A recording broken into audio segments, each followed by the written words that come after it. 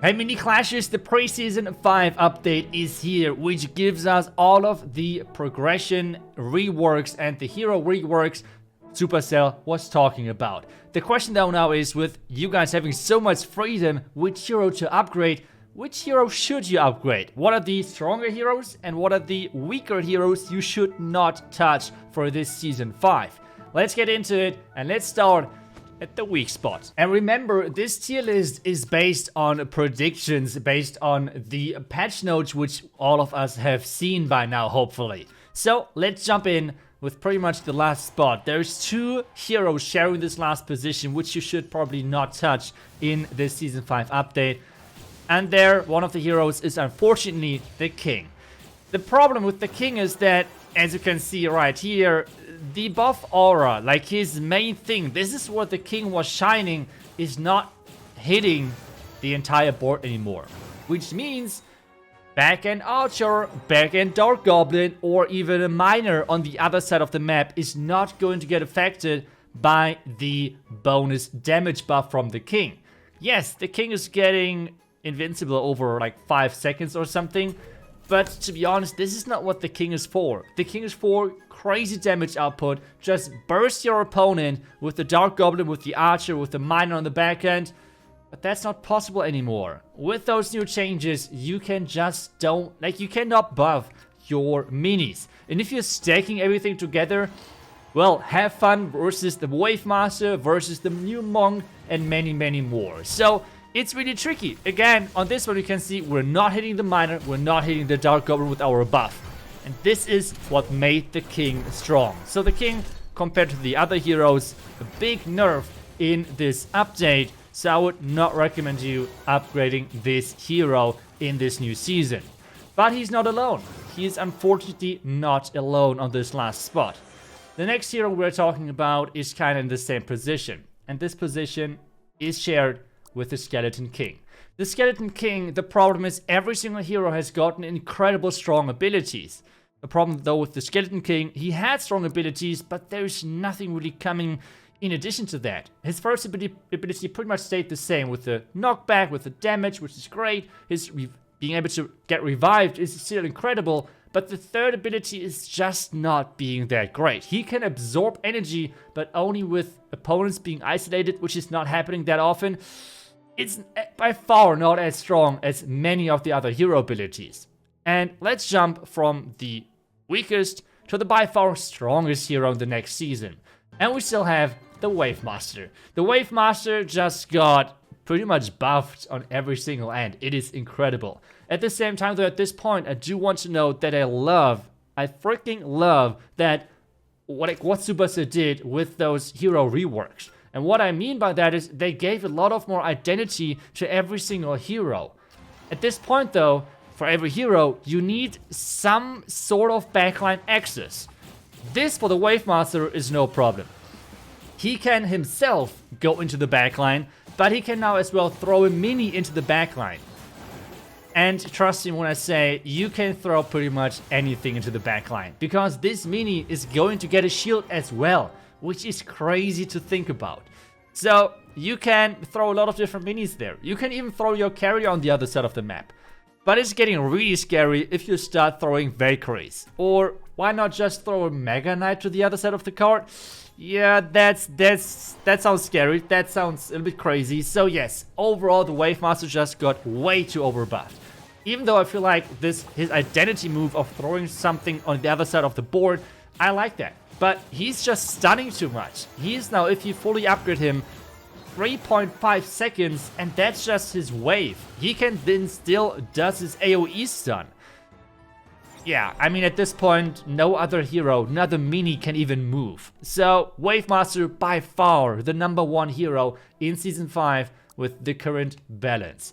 Next one is the Shield Maiden. Not as rank 2, but at this point, the majority of heroes now are on the same level. Why do I say this? Shield Maiden on this one is getting a rework of her first ability. Her third ability and her second ability are staying the same, as you can see right now on your screen, but the first ability is getting a huge rework. So far she was always the crazy tank with the block shield to tank everything. This now is going to get changed. She's not as tanky anymore, But instead, she's going to reflect every incoming damage. Yes, this includes, for example, the Royal Champion shield damage. So even abilities are getting mirrored to the other side as soon as she's activating her shield, which is pretty strong. So for sure, the Shield Maiden, you can use her. She has some good and some bad matchups. So overall, I think a pretty well-balanced mini. Next one, the Royal Champion. The Royal Champion is, again, quite strong, especially with her shield. At the same time, though, fun fact, Royal Champion so far was pretty much one of the strongest strongest heroes in the first couple of rounds. Well, not anymore. The Wave Master is taking that spot now. But let's get back to the Royal Champion shield, where we can see kind of like a counter matchup. Royal Champion typically always is struggling versus the Skeleton King because of how the resets work. Well, not anymore, with the Skeleton King really struggling with the buffs Supercell gave him, which were not that great, compared to a Royal Champion, which now deals 6 damage with 1 shield. That does not only sound crazy, it is crazy. It is crazy powerful how good this hero now is. In addition, with the Clash ability, Royal Champion is a force to be reckoned with, and I would put her as well into the higher level with the Shield Maiden together, and definitely a recommendation of upgrading her if you like this hero. You can build a lot of different decks around her, and you can do a lot of different crazy things with her overall. And you can see in this matchup, the defending or the other side with the Skeleton King has no chance whatsoever. At this point though, I want you to remember that this video today is not about ranking every single hero in the perfect order. This is not possible because so far I mainly read the patch notes. I played on the dev build a couple of matches with some others, and that's pretty much it. So I have a overall pretty solid idea, I think, on what are the top heroes, what are the bottom heroes and everything, and I would definitely do some updated videos about that soon. So make sure to follow this channel to always have the best decks out there and best recommendations. I will obviously do a more detailed one as soon as we have played the new season a little bit, and we'll see if Supercell is doing any emergency nerfs, because Wave Master could need that. I mean, come on, 3.5 seconds stun, throwing a mini to the other board, like, he has got everything. It is pretty crazy. But yeah, as I said, the Royal Champion is strong. The only downside though are gizmos. Her third ability for the Royal Champion is that if she's the last mini on the board, she's getting a really long time where she's not taking any damage. Be careful though, gizmos count as minis as well if Supercell is not going to change that. Which means putting a gizmo in the back end, or like in your back tiles of the board, don't do that, because then your Royal Champion is not going to be the last mini on the board and is not going to get this third ability active. So be careful with the placement of gizmos if that is not going to be changed. Otherwise, there's not many weaknesses this hero has. Now we're getting to my favorite hero, the Queen. She might not be the strongest hero, even though I feel like she has the potential to be the strongest hero, because you can play her now in a really different fashion. You can play her in the front row because of her invisibility spell or invisibility ability, you know what I mean, okay? So she's really strong now and has not that many counter matchups. She's one of the heroes as well with really good placements. You can actually somehow, yeah, stay close to the Wave Master, which so far in the tests only the Queen was able to do.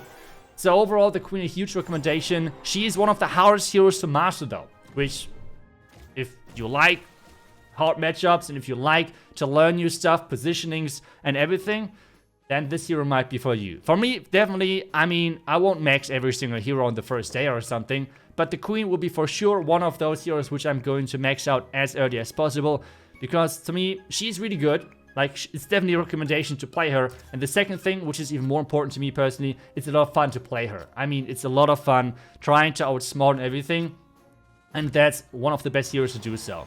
So overall, the Queen as well, a huge recommendation. At this point, you can see this video is more about like ranking heroes in I recommend to upgrade them or I don't recommend to upgrade them. The only difference here is the Wave Master, because the Wave Master is just above everyone else in my opinion, like by far. So Wave Master, if you just want to win, go for it. Like even versus the Monk. The Monk is just non-stop stunned. Like what should he do? So let's dive into the next hero then and take a look at the next abilities. So far we had King and Skeleton King, both not recommended as heroes for the next season if balance is staying the same.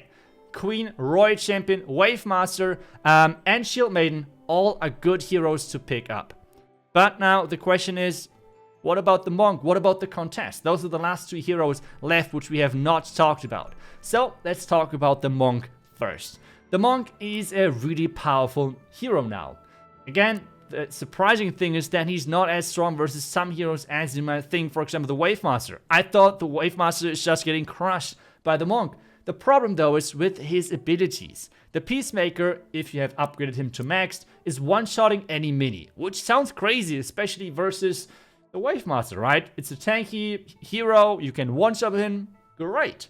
Not really. The thing is that he needs a lot of energy to actually activate it.